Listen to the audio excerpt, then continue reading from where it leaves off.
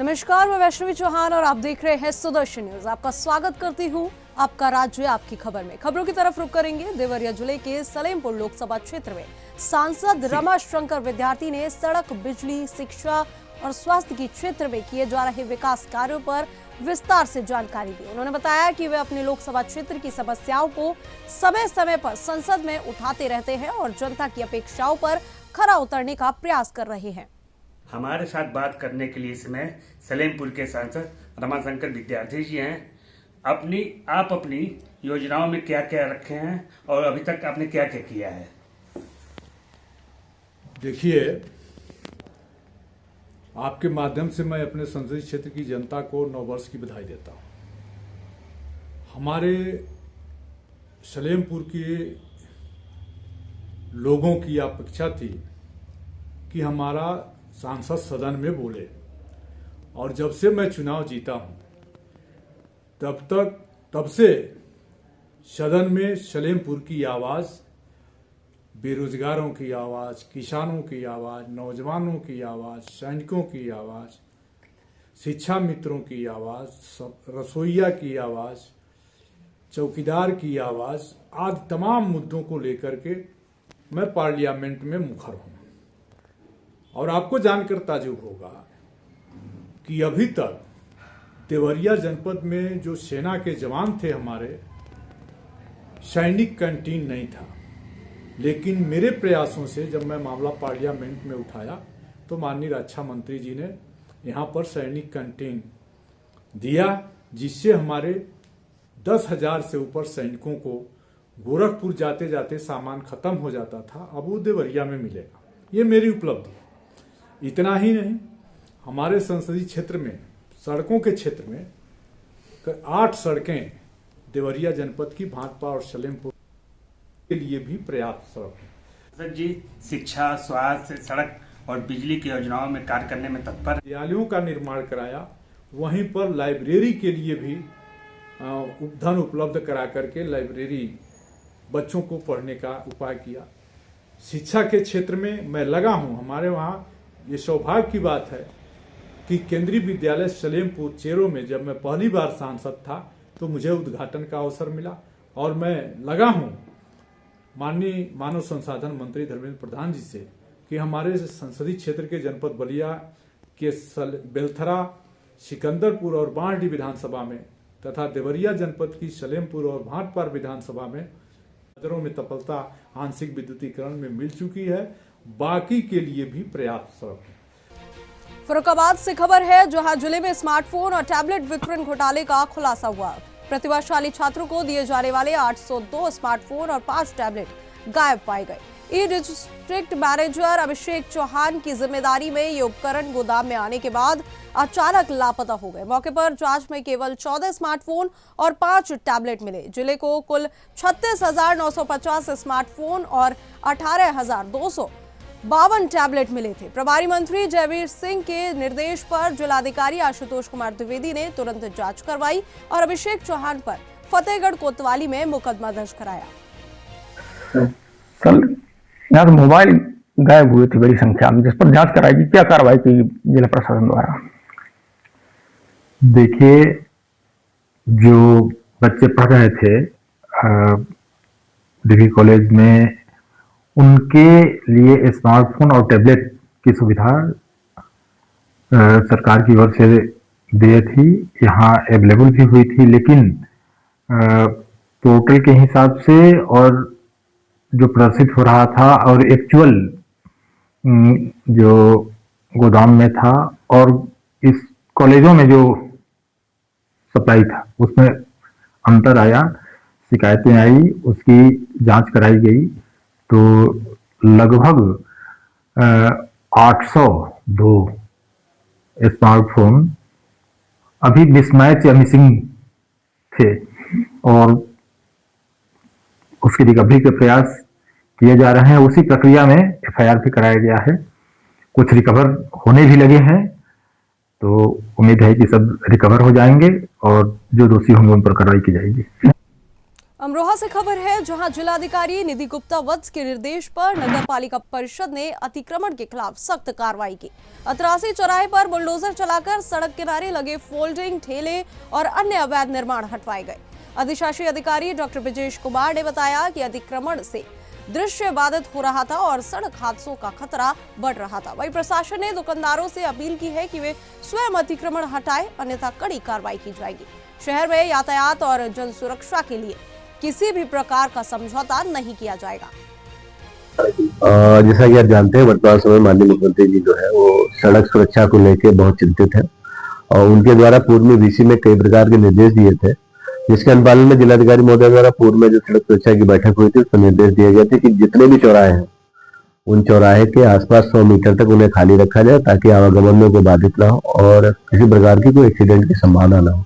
तो उसी क्रम में नगर पालिका परिषद अमरोहा द्वारा देखा जा रहा था कि 88 पे कुछ लोगों ने अवैध रूप से होर्डिंग लगा के जो मेन फ्रंट होता है, एक आपको बताना चाहता हूँ, सड़क सुरक्षा में एक मुख्य पॉइंट ये भी है कि जो अवैध होर्डिंग जो नगर पालिका के लगे हैं और जिनके माध्यम से मार्ग बाधित हो रहे हैं या तो व्यू बाधित हो रहा है, जिसके कारण एक्सीडेंट की संभावना बढ़ सकती है, तो उनको हटाने की कार्रवाई परसों से चल रही थी। तो उसी क्रम में आज पूरा चौराहा खाली कराया गया और आपके चैनल के माध्यम से ऐसे सभी चौराहे जितने भी हैं, चाहे वो लकड़ा चौराहा हो, चाहे वो आपका टीपी नगर चौराहा हो या जहां पर भी हाईवे के चौराहे हैं, उन सभी दुकानदारों से मेरा अनुरोध है किसी बड़ी कार्रवाई से बचने के लिए जो है आप लोग स्वयं अपना अतिक्रमण हटवा लें, अन्यथा की स्थिति में जो है वो नगर पालिका FIR भी दर्ज कराएगी और एक बड़ी कार्रवाई जो।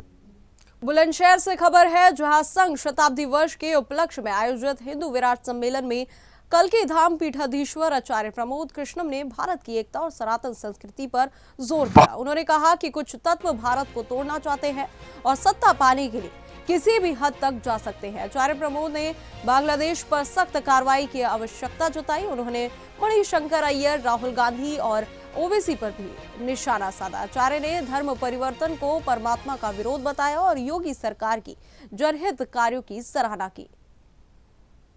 सम्मेलन में आए हैं और महाराष्ट्र में बॉम्बे में ये कहकर के प्रचार किया जा रहा है कि मुस्लिमों जाग जाओ और जिन लोगों को वोट मत करो, जिन्होंने अजान को बंद कराया, मस्जिदों को तोड़वाया, इसको लेकर के क्या कहेंगे?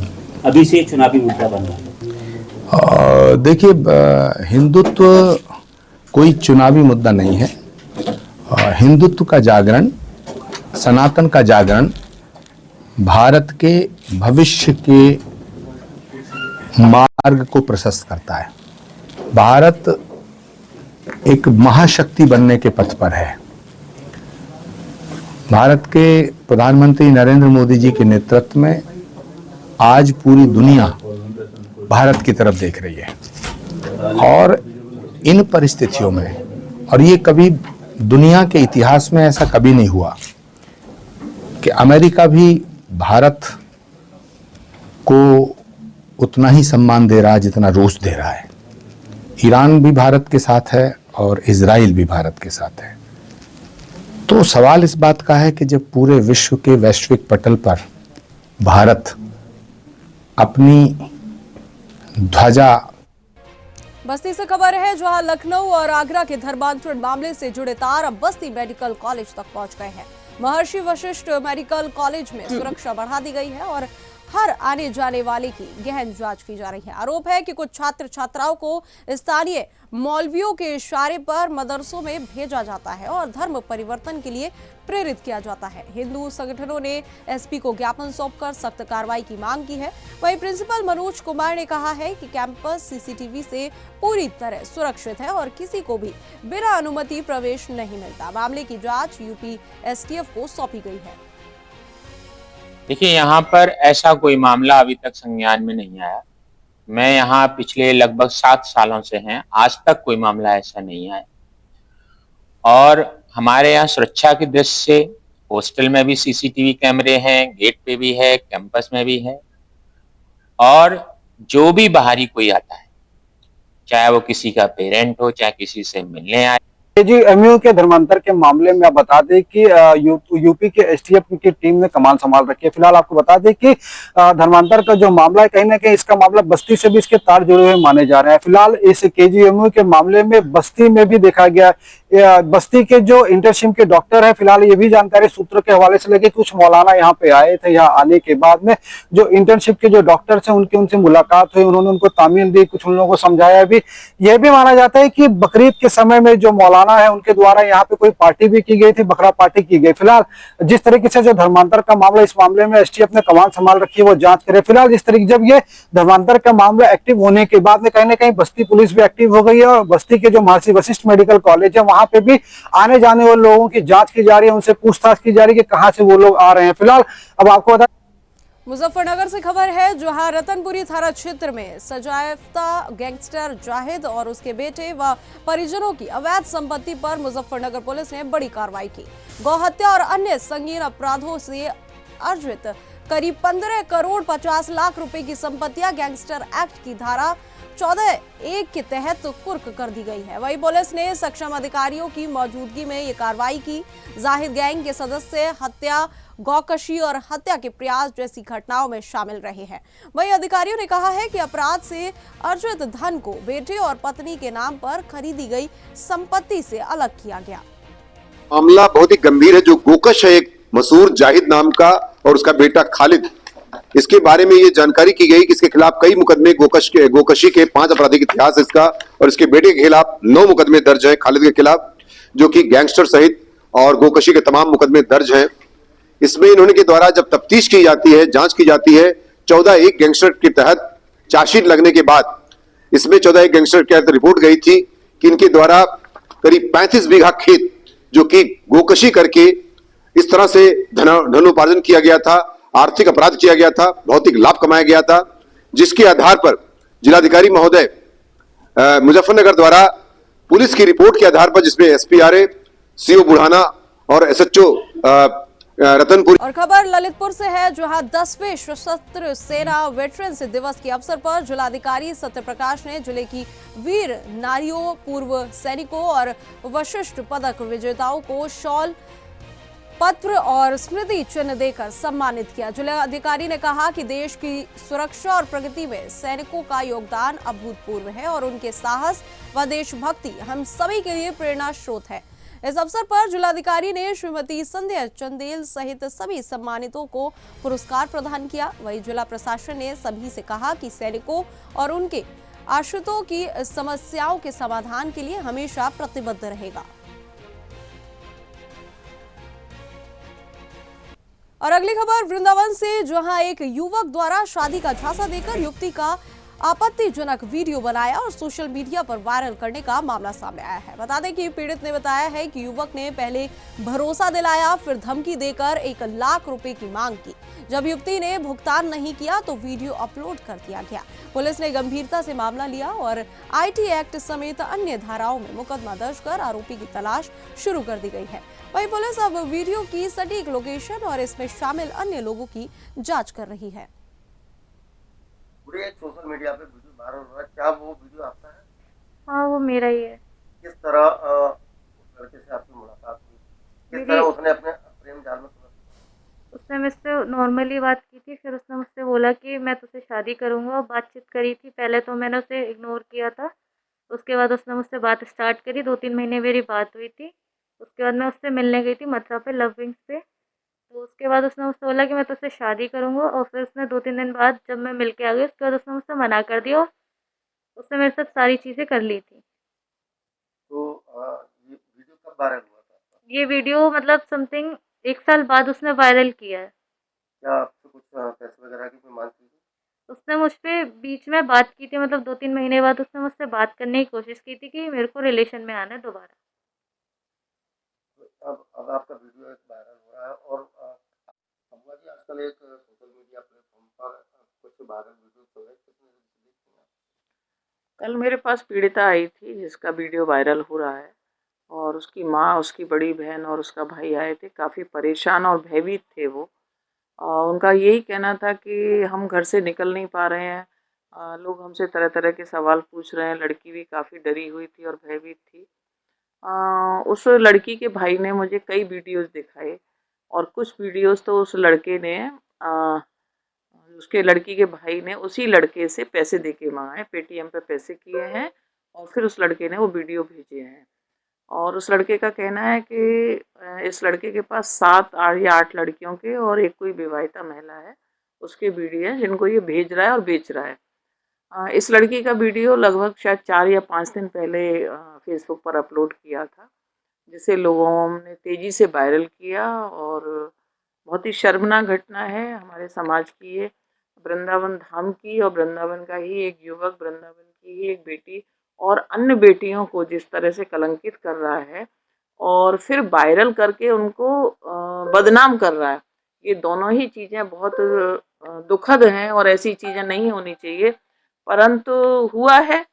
और ऐसी घटना के लिए अपेक्षा की जाती है कि शासन, प्रशासन, पुलिस, कानून इस पर ध्यान दे, परंतु अभी तक तो मुझे नहीं लग रहा। आज मैंने अखबार में ज़रूर पढ़ा है कि सीओ साहब ने इसका संज्ञान लिया है और सीओ साहब के संज्ञान के बाद इस पर क्या कार्रवाई होती है ये तो पीड़िता और पीड़िता के घर वाले भी आपको बता सकते हैं कि आगे क्या कार्रवाई चल रही है। मेरे पास कल आए थे और मैं लगातार इस प्रकरण में हूँ और आज मैंने मथुरा वृंदावन विकास प्राधिकरण उपाध्यक्ष लक्ष्मी एन ने प्राधिकरण क्षेत्र में अवैध निर्माण के खिलाफ सख्त कार्रवाई की। बिना मानचित्र स्वीकृति के विकसित की जा रही कॉलोनी में बुलडोजर चलाकर अवैध निर्माण सील कर दिया गया। वहीं उपाध्यक्ष लक्ष्मी एन ने स्पष्ट किया कि अवैध निर्माण किसी भी स्तर पर बर्दाश्त नहीं किया जाएगा। कार्रवाई में कॉलोनाइजर और अवैध निर्माणकर्ताओं में हड़कंप मच गया है। वही सवाल उठ रहे हैं कि इतने बड़े पैमाने पर अवैध कॉलोनी कैसे विकसित हो गई। मथुरा वृंदावन विकास प्राधिकरण लगातार अवैध निर्माणों पर कार्रवाई कर रहा है जब से उपाध्यक्ष लक्ष्मी एन ने पदभार संभाला। लेकिन बड़ा सवाल ये कि इतने बड़े निर्माण आखिर होते कैसे हैं, छोटे निर्माणों पर ही कार्रवाई क्यों की जा रही है। मथुरा वृंदावन की अगर बात करी जाए तो सैकड़ों अवैध कॉलोनी यहाँ पर डेवलप है। आखिर क्या विभाग के लोग इसमें मिली भगत है जिसकी वजह से इतनी बड़ी कॉलोनी डेवलप हो जाती है। आखिर इन सभी बड़ी कॉलोनियों पर कार्रवाई कब होगी, एक बड़ा सवाल मथुरा वृंदावन विकास प्राधिकरण पर बनता है कि छोटी कार्रवाई विकास प्राधिकरण जल्दी कर देता है किंतु बड़े निर्माणों पर अभी तक कोई कार्रवाई जारी नहीं है। मोहन प्रसाद मीना, सुदर्शन न्यूज, मथुरा। कानपुर से खबर है जहां साउथ जोन के 2 थानों किदवई नगर और नौबस्ता में दर्ज मुकदमों के बावजूद पुलिस कोई कार्रवाई नहीं कर रही। हर्षित तिवारी, उनके भाई अनुराग और मित्र करुणेश ने बताया कि 30 नवंबर 2025 को एक शादी समारोह में फोटो विवाद के चलते दबंग प्रतीक यादव, नकुल गुप्ता, अनुराग दीक्षित, प्रत्युष दीक्षित, सौरभ उत्तम और ऋषभ सागर ने जानलेवा हमला और अपहरण का प्रयास किया। पीड़ितों ने कहा कि पुलिस उन्हें मुकदमा वापस लेने का दबाव डाल रही है। वहीं मुख्य आरोपी प्रतीक यादव के खिलाफ पहले से ही कई गंभीर मुकदमे दर्ज है, बावजूद इसके कार्रवाई नहीं हो रही। वहीं पीड़ित ने न्याय के लिए मुख्यमंत्री से गुहार लगाने की चेतावनी दी। हमारा नाम अनुराग तिवारी है। आज किस लिए प्रसार कर रहे हैं? बस वार्ता हम ये कह रहे हैं 30 नवंबर को एक घटना घटी थी। हमारे छोटे भाई का अपहरण किया था। ये प्रतीक यादव नाम का युवक है, ये नौबस्ता में रहता है, आपराधिक प्रवृत्ति का आदमी है। इसके ऊपर 12 मुकदमे, पहले से 1 दर्जन मुकदमे इसके ऊपर जो है दर्ज है अलग अलग थानों से। प्रतीक यादव ने हमारे भाई का अपहरण किया था। अपहरण करने के बाद में इसमें हमारी FIR भी किदवई नगर थाना से नोट हुई थी। अब उसने जो है हमारे साथ में भी मारपीट की थी, अपहरण किया था। एक नौबस्ता से इसकी जो है FIR नोट है। उसके बाद में पुलिस जो है अभी तक ना तो उनको गिरफ्तार कर रही है और उनको जो है बराबर छूट दे रही है और हमारे ऊपर जो है बराबर दबाव बनाया जा रहा है कि मुकदमा वापस ले लेने का। और प्रतीक यादव हमारे घर से निकलना जो है बहुत मुश्किल हो रहा है हमारे लिए। जो है अपहरण क्यों किया था, क्या वजह है? अपहरण ये किया था प्रतीक, ये हमारे छोटे भाई हर्षित तिवारी। भैया क्या नाम है? हमारा नाम हर्षित तिवारी है। हम जिला मंत्री हैं कानपुर ग्रामीण युवा मोर्चा से। क्या घटना घटी थी? बीती 30 नवंबर को हम एक शादी समारोह में गए थे जो किदवई नगर थाना क्षेत्र में बना हुआ विश्वास गार्डन है। वहाँ पे हमारा मित्र अनमय गुप्ता का शादी समारोह था जिसमें हम इनवाइट थे। हम गए थे अपने मित्र करुणेश ठाकुर के साथ में। तो वहाँ पहुँचने के बाद पे तो वहाँ पे पहले से मौजूद था प्रतीक यादव, अपने 10 से 12 लोगों के साथ में था। आराम से वहाँ पे वो घूम फिर रहा था और उसके बाद प्रतीक यादव मतलब हमसे बोलता है कि भाई हमारी फोटो खींच दो। तो हमने उसकी फोटो खींच दी थी। उसके बाद में लगभग 4 से 5 फोटो खींच दी थी। फिर हमने बोला भैया एक हमारी फोटो खींच दीजिए। इतने में प्रतीक यादव आग बबूला हो गया और हमको तुरंत गाली गलौज करने लगा कि मेरा नाम प्रतीक यादव, क्या हमको तुम जानते नहीं हो क्या, और हमसे कह रहे हो कि हमारी फोटो खींच दो। इतना कहने के साथ में उसके साथ मौजूद अनुराग दीक्षित, सौरभ उत्तम और छोटू गुप्ता, सौरभ उत्तम उर्फ सेंटी और रीसू कल्लू, ये लोग साथ में उसके मौजूद थे। नकुल गुप्ता और प्रत्युष दीक्षित भी थे शामिल। और ये लोग मतलब वहां पे मौजूद थे, जिसमें कि प्रतीक यादव ने बोला एक काम करो, इसको उठा करके ले चलते हैं, इसको आज। अमरोहा के हसनपुर में पंजाब नेशनल बैंक में एक महिला अपने पैसे निकालने गई, लेकिन शातिर ठग ने नोट गिनने के बहाने उसके गड्ढे से 15,000 रुपए निकाल लिए। वही घटना के बाद बैंक में अफरा तफरी मच गई और सुरक्षा व्यवस्था पर गंभीर सवाल उठ गए। कोतवाली क्षेत्र के मुन्नी पत्नी अलाउद्दीन निवासी रहरा झतोली बैंक से 50,000 रुपए निकालने पहुंची थी। नकदी लेने के बाद बैंक परिसर में ही एक अज्ञात व्यक्ति ने मदद के बहाने या नोट गिनने के नाम पर 15,000 रुपए ले लिए। महिला को शक नहीं हुआ और घर जाने पर ही गड्ढे से पैसे गायब होने का पता चला। वहीं बैंक के सीसीटीवी कैमरे धुंधले और सुरक्षा गार्ड की अनुपस्थिति ने मामले की और गंभीर बना दिया है। पुलिस ने मौके पर जाकर जांच शुरू कर दी है और पीड़िता से पूछताछ भी की जा रही है। वहीं स्थानीय लोग और पुलिस बैंक प्रबंधन की लापरवाही पर नाराज है। सर, देगांव में क्या घटना है? थाना देवगांव ग्राम चिवार पूरब में 13 दिसंबर 2025 को एक 3 वर्षीय बच्चे अयान की डेड बॉडी जो है उसके घर के बरामदे में, जहां भैंसें बांधी जाती हैं, वहां पे मिली थी। तो घर वालों ने यह आशंका करते हुए कि भैंस के खुर के माध्यम से उसको चोट आई है और मृत्यु हुई है, इसलिए बिना पुलिस को सूचना दिए आटम कराए उस मृत बच्चे की बॉडी को दफना दिया था। इस घटना के कुछ दिन बाद मृतक की मां के द्वारा यह आशंका व्यक्त की गई कि उसके पुत्र की हत्या की गई है और उसको फेंका गया है। जिस क्रम में उन्होंने वरिष्ठ पुलिस अधीक्षक महोदय को एक एप्लीकेशन दिया, जिस एप्लीकेशन पे तुरंत कार्रवाई करते हुए थाना देवगांव की पुलिस ने मृत बच्चे की डेड बॉडी को उत्खनन कराने के लिए एक रिपोर्ट भेजी। उस रिपोर्ट पे आदेश प्राप्त होने के बाद 14/1/2026 को उस डेड बॉडी को मजिस्ट्रेट की उपस्थिति में वीडियोग्राफी कराते हुए शव को बाहर निकाला गया और उसको पीएम के लिए भेजा गया है। पीएम की कार्रवाई पैनल के डॉक्टरों के माध्यम से और वीडियोग्राफी कराते हुए की जाएगी। गोंडा का जिला अस्पताल अब मेडिकल कॉलेज बन चुका है, लेकिन अस्पताल की बदहाली की तस्वीरें नहीं बदली है। सोशल मीडिया पर वायरल एक वीडियो में साफ दिख रहा है कि ऑर्थोपेडिक वार्ड में चूहे बेखौफ घूम रहे हैं। मरीजों के स्वास्थ्य के लिए बनाए गए इस वार्ड में अब संक्रमण और चोट के साथ चूहे के काटने का डर भी बढ़ गया है। वीडियो में दिख रहा है कि चूहे फर्श पर दौड़ रहे हैं, लाइफलाइन, ऑक्सीजन पाइप और मरीजों के बेड तक पहुंच रहे हैं। वहीं स्थिति इतनी भयावह है कि गंभीर रूप से घायल मरीजों को अब चोट और संक्रमण का भी खतरा है। वहीं मेडिकल कॉलेज प्रशासन का कहना है कि वार्डों में मरीजों के तीमारदार खाना लेकर आते हैं, जिससे चूहे भगाता हुआ, लेकिन ऑक्सीजन पाइपलाइन पर चूहों का दौड़ना गंभीर दुर्घटना को दावत दे सकता है। सफाई पर लाखों रुपए खर्च होने के बावजूद स्थिति में कोई सुधार नहीं है। डॉक्टर DN सिंह हूँ, medical superintendent, medical college Gonda में। मेडिकल कॉलेज में हड्डी वार्ड में कुछ चूहों का आतंक है, लोग परेशान हैं। इसके लिए किस तरीके से आपको जानकारी हुई और आगे क्या दिशा निर्देश दिए गए? अभी वार्ड का हम लोगों ने निरीक्षण किया है, तो उसमें जो है कुछ चूहे जो हैं उनको वार्ड में घूमते हुए मिले हैं, क्योंकि अभी ठंडक के मौसम में पेशेंट के साथ में रिलेटिव जो आते हैं तो अपने साथ में काफ़ी सामान, रजाई, कंबल भी एक्स्ट्रा ले आते हैं और थोड़ा सा पेशेंट के साथ में क्राउड जो है रिलेटिव का रहता है। तो यही हम लोगों ने सिस्टर इंचार्ज को और जो वहाँ पे सुपरवाइज़र हैं, सिक्योरिटी सुपरवाइज़र, उनको ये निर्देश दिया गया है कि जो विजिटिंग आवर को छोड़ करके वहाँ पे एक पेशेंट के साथ में एक अटेंडेंट रहें, जिससे कि हमारे वार्ड में एक तो क्राउड ज़्यादा ना हो और जो खाने पीने की सामग्री साथ में लेके आते हैं उसको इधर उधर ना फैलाएं। और सफाई के लिए भी जो एजेंसी है उनको निर्देश दिया गया है कि रेगुलर बेसिस पे उसको सफाई करें। जिससे कि चूहे घूम रहे हैं, ऐसे में उन चूहों को हटाने के लिए किस तरीके से प्रयास किया जा रहा है जिससे खत्म हो हॉस्पिटल? चित्तौड़गढ़ जिले के सुरजना गांव में नारकोटिक्स विभाग ने बड़ी कार्रवाई करते हुए रासायनिक नशे की गुप्त फैक्ट्री का पर्दाफाश किया। मौके से भारी मात्रा में मेफेड्रोन, अन्य मादक पदार्थ और हाईटेक लैब उपकरण बरामद हुए। इस कार्रवाई में एक आरोपी को गिरफ्तार किया गया है, जबकि उसके सहयोगियों के नाम भी जांच में शामिल है।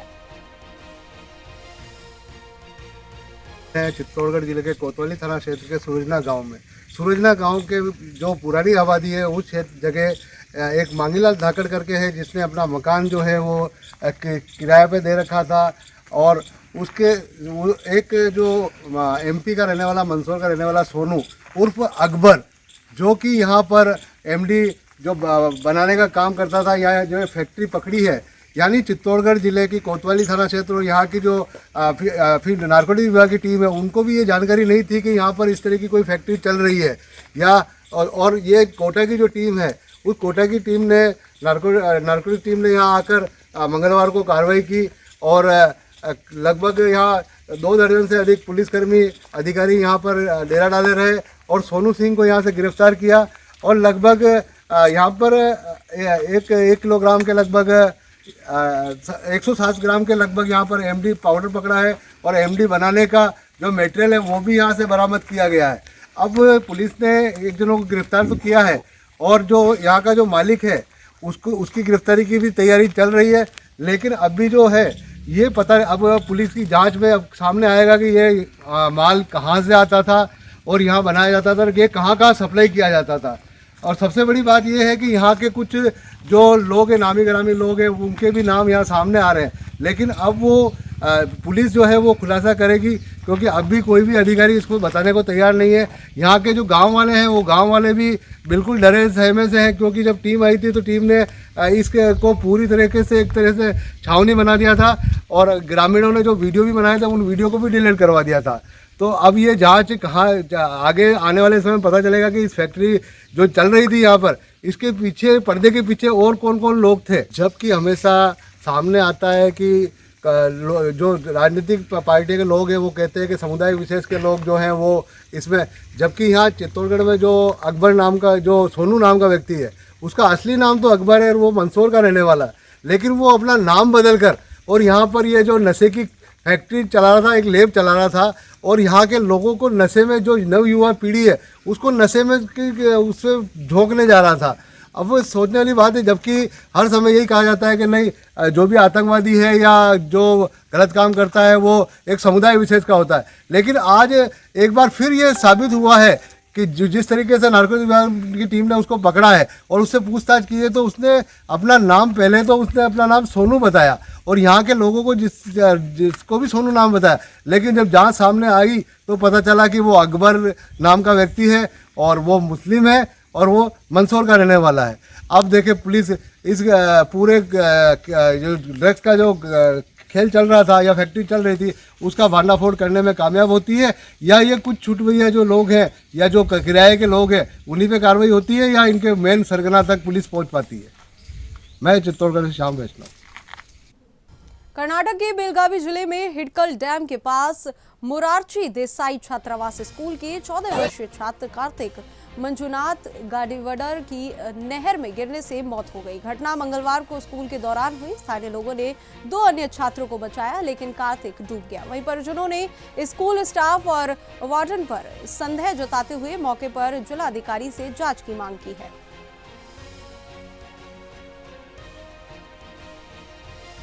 और फिलहाल इस बुलेटिन में इतना ही। देश और दुनिया की तमाम खबरों के लिए हमारे साथ बने रहे और देखते रहे सुदर्शन न्यूज। जय हिंद।